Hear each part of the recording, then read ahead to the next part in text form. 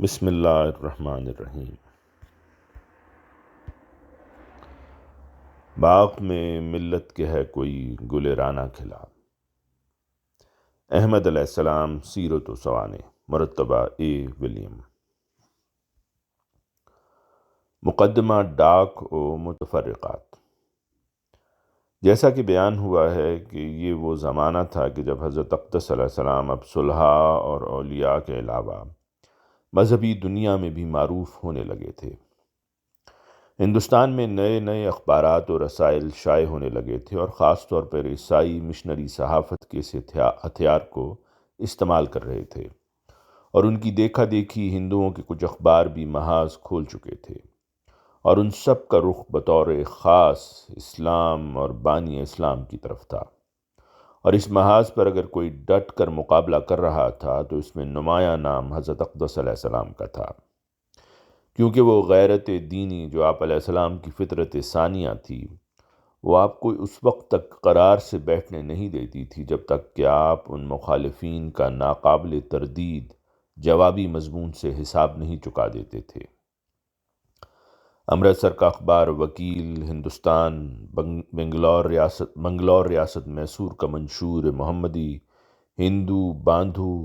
یا برادر ہند لاہور، سفیر ہند امرتسر، آفتاب پنجاب، لدھیانہ کا نور افشاں، یہ سب وہ اخبار تھے کہ جن میں حضرت اقدس علیہ السلام کے قلم سے اسلام، بانی اسلام، حضرت محمد مصطفیٰ صلی اللہ علیہ وسلم کی صداقت اور عظمت کے دلائل سے مرصع مضامین شائع ہو رہے تھے، اور اب گلشن احمد علیہ صلی اللہ علیہ وسلم اور چمن اسلام کا یہ گلرانہ مخالفین اسلام کی دلوں میں کانٹا بن کر کھٹکنے لگا تھا۔ اسی طرح کے مضامین میں سے ایک مضمون حضور اقدس علیہ السلام نے امرتسر کے ایک اخبار وکیل ہندوستان میں شائع ہونے کے لیے بھیجا، اور اس کے ساتھ ہی ایک خط بھی اسی مضمون کی بابت ایڈیٹر کو لکھ کر ساتھ کر دیا۔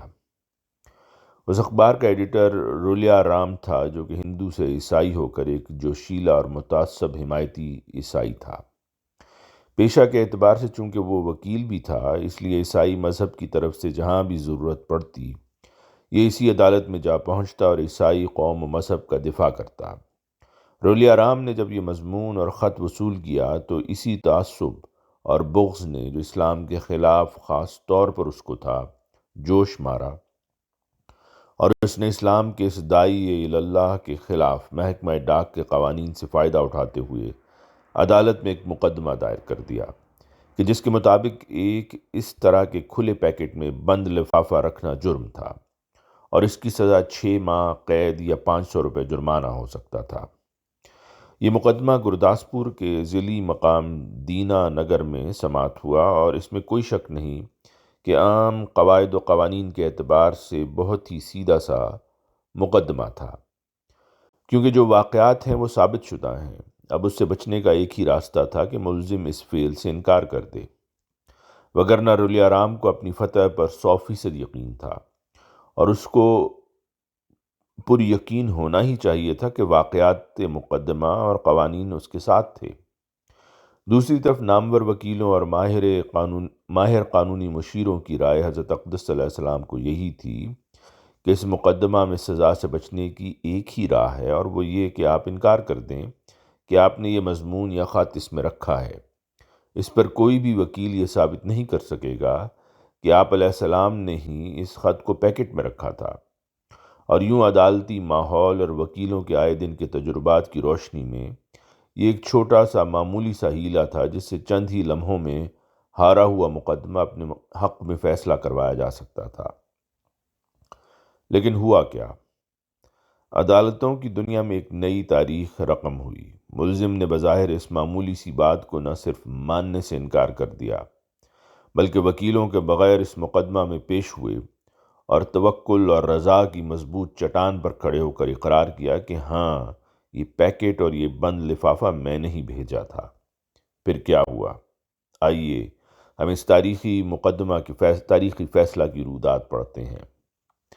آپ علیہ السلام اس مقدمے کے بارے میں اپنا ایک کشف اور مقدمہ ثابت ہو جانے پر ہونے والی سزا کا ذکر کرتے ہوئے تحریر فرماتے ہیں: تخمیناً 15 یا 16 سال کا عرصہ گزرا ہوگا یا شاید اس سے کچھ زیادہ ہو کہ اس عاجز نے اسلام کی تائید میں آریوں کے مقابل پر ایک عیسائی کے مطبع میں، جس کا نام رولیا رام تھا اور وہ وکیل بھی تھا اور امرتسر میں رہتا تھا،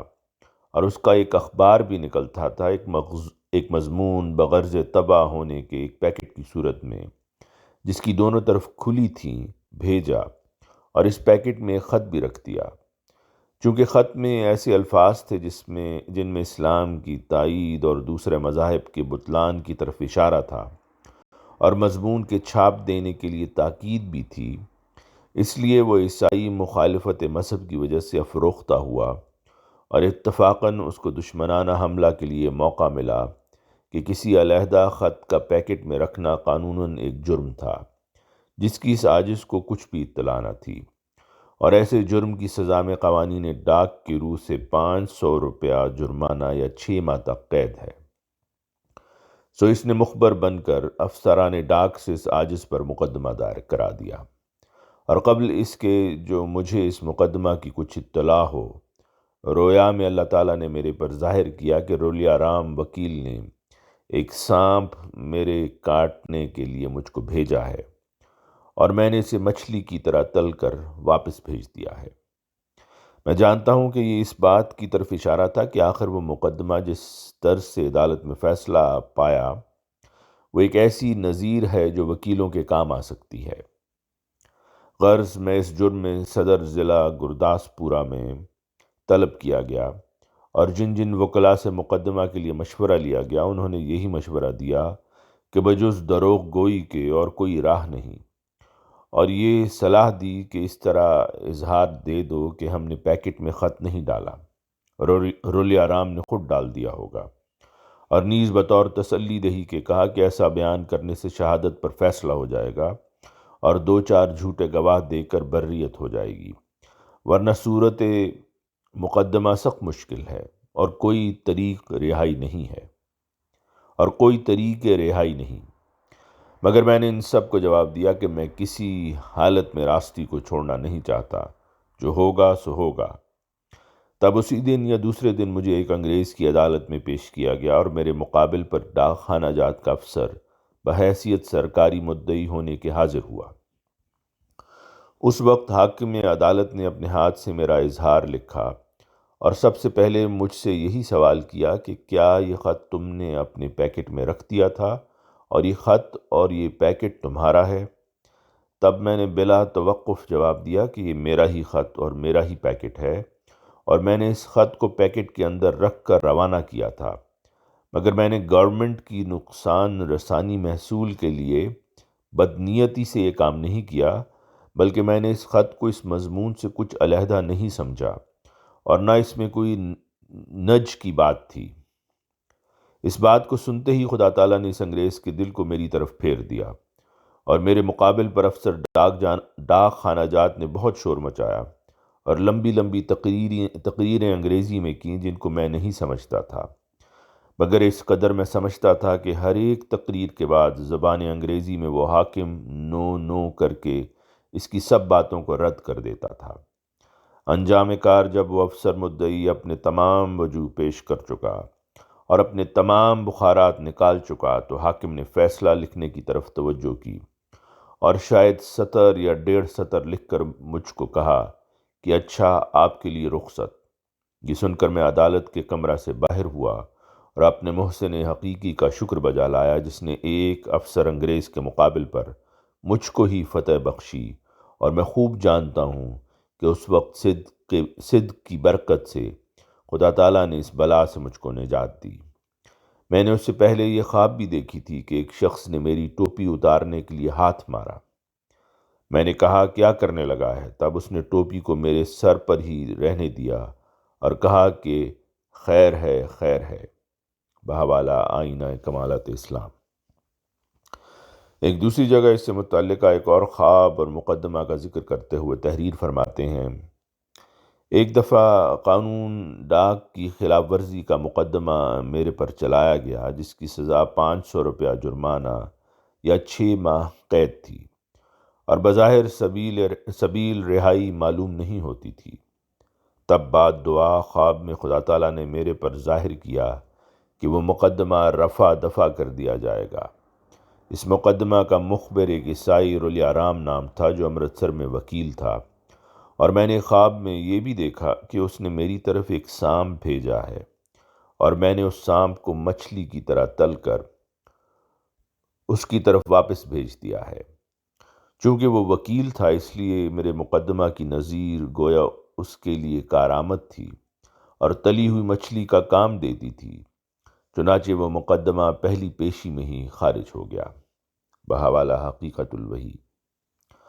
حیات احمد علیہ السلام میں اس مقدمہ کی بابت حضرت عرفانی صاحب رضی اللہ عنہ بیان کرتے ہیں، انہی ایام میں جب کہ آپ علیہ السلام اسلام کی تائید میں اور مذاہب باطلہ مخالف اسلام کی تردید میں اخبارات میں مضامین لکھ رہے تھے، آپ علیہ السلام قانون ڈاک خانہ جات کے ماتحت ایک مقدمہ کی لپیٹ میں آ گئے۔ یہ مقدمہ حضرت مسیح موعود علیہ السلام کی راست بازی اور صداقت شعاری کی ایک دلیل اور خدا تعالیٰ کی تائید اور نصرت کا ایک زبردست نشان ہے، اس لیے کہ قبل از وقت آپ علیہ السلام کو اللہ تعالیٰ نے ایک رویا کے ذریعہ اطلاع دے دی تھی۔ میں نے آپ علیہ السلام کے سوانح حیات کے سلسلہ میں آپ علیہ السلام کی صداقت شعاری کے نظائر پیش کرتے ہوئے اسی کتاب میں اس مقدمہ کے حالات بیان کر دیے ہیں کہ کس طرح پر رلیارام نام ایک وکیل نے، جو اخبار وکیل ہندوستان کا مالک اور عیسائی تھا، حضرت مرزا صاحب علیہ السلام کے خلاف ڈاک خانہ جات کے قانون کے ماتحت مقدمہ بنوایا، اور آپ علیہ السلام نے اس مقدمہ میں اپنی راست بازی کا برملا اظہار دیا، اور باوجود یہ کہ قانون پیشہ لوگ آپ کو صاف اور صحیح بیان نہ دینے کا مشورہ دیتے تھے، مگر آپ علیہ السلام نے پرواہ نہ کی۔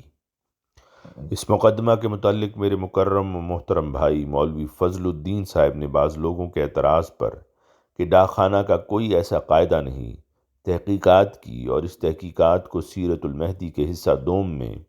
حضرت صاحب دادا نے مشتہر کیا ہے۔ مولوی صاحب کہتے ہیں کہ مجھے اس اعتراض کی فکر تھی، اور میں نے محکمہ ڈاک کے پرانے قوانین کی دیکھ بھال شروع کی تو 1866 کے ایکٹ نمبر 14 دفعہ 16 اور 56 اور گورنمنٹ آف انڈیا کے نوٹیفیکیشن نمبر 24 مورخہ 24/42 مورخہ 7 دسمبر 1877 دفعہ 43 میں صاف طور پر یہ حوالہ نکل آیا کہ فلاں فعل کا ارتکاب جرم ہے جس کی سزا یہ ہے، یعنی وہی جو حضرت صاحب نے لکھی تھی، اور اس پر مزید یہ علم ہوا کہ ایک عینی شہادت اس بات کی مل گئی کہ واقعہ میں حضرت صاحب کے خلاف محکمہ ڈاک کی طرف سے ایسا مقدمہ ہوا تھا۔ یہ شہادت شیخ نبی بخش صاحب وکیل گرداسپور کی شہادت ہے، جو بہت پرانے وکیل اور سلسلہ احمدیہ کے مخالفین میں سے ہیں۔ انہوں نے لکھ کر دیا کہ مجھے اچھی طرح یاد ہے کہ مرزا صاحب پر ڈاک خانہ والوں نے فوجداری کا مقدمہ دائر کیا تھا اور وہ پیروی کرتے تھے۔ مرزا صاحب کی طرف سے شیخ علی احمد وکیل پیروکار تھے۔ میں اور شیخ علی احمد کچہری میں اکٹھے کھڑے تھے جبکہ مرزا صاحب ان کو اپنا مقدمہ بتا رہے تھے، خواہ مقدمہ کم محصول کا تھا یا لفافہ میں مختلف مضامین کے کاغذات ڈالنے کا تھا، بہرحال اس قسم کا تھا۔ چونکہ میں نے پیروی نہیں کی اس لیے دفعہ یاد نہیں رہی، فقط نبی بخش 22 جنوری 1924۔ میں اس مقدمہ کی واقعیت کے لیے کسی ثبوت کی ضرورت نہ سمجھتا تھا، مگر یہ شہادت خدا تعالیٰ نے ایسے آدمی کے ہاتھ سے پیدا کر دی ہے جس کو اس سلسلہ سے عداوت اور مخالفت رہی، اس لیے میں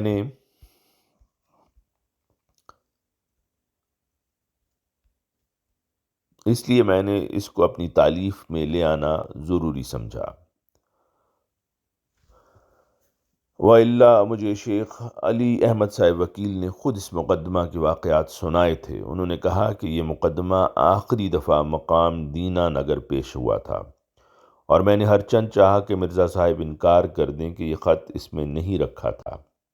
میرے نزدیک اس کا کوئی ثبوت نہیں ہو سکتا تھا کہ وہ خط اسی پیکٹ میں سے برآمد ہوا، اور اس کے متعلق شہادت قوی نہ تھی۔ بوجہ اختلاف مذہب خود لالا رلیارام کی شہادت قابل پذیرائی نہ تھی۔ میں جس قدر اصرار کرتا تھا اسی قدر مرزا صاحب انکار کرنے سے انکار کرتے تھے۔ میں نے ان کو ہر چند ڈرایا کہ نتیجہ اچھا نہ ہوگا اور خواہ مخواہ ایک معزز خاندان پر فوجداری مقدمہ میں سزا پانے کا داغ لگ جائے گا، مگر انہوں نے میری بات نہ مانی، اور میں نے یہ سمجھ کر کہ میری پیروی میں مقدمہ ہارا گیا تو بڑی بدنامی خاندان کی طرف سے ہوگی، اس لیے حضرت مرزا صاحب کے انکار نہ کرنے کے اصرار سے فائدہ اٹھا کر میں نے کہا کہ اگر آپ میری بات نہیں مانتے تو میں پیروی نہیں کرتا۔ میرا خیال یہ تھا کہ مقدمہ میں سزا ہوگی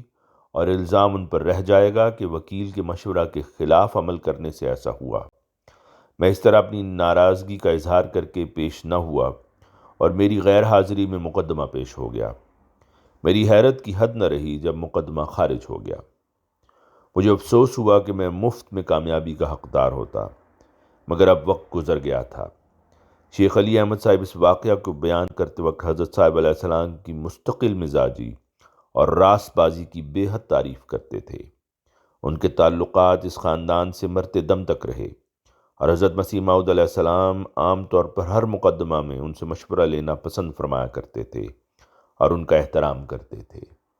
بحوالہ حیات احمد علیہ السلام، جلد اول، آواز مرزا عمران احسن۔